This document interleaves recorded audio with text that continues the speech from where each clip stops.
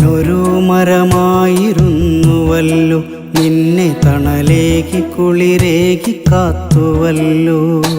നീയൊരു പൂവായി വിരിഞ്ഞതല്ലേ, എൻ്റെ കരളിൻ്റെ ചില്ലയിൽ പൂത്തതല്ലേ. എന്നിട്ടുമെന്തേ ഒരു വാക്കു ചൊല്ലാതെ നീ എന്തേ എന്നെ മറന്നുപോയി? നീ എന്തേ എന്നോടകന്നുപോയി?